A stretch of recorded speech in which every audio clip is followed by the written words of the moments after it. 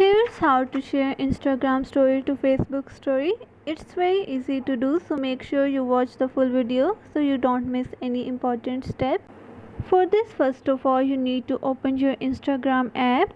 Once it is open, then tap on this plus icon at the bottom middle. After that, tap here on story option. Then select your photo that you want to put as a story.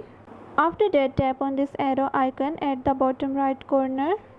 Now tap on share button.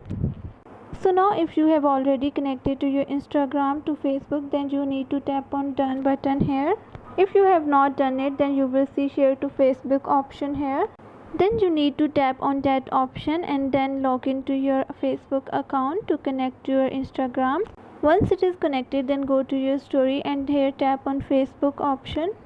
And after tapping on it, it will ask you to share this story on Facebook. Then tap on done option and your story will be shared to Facebook.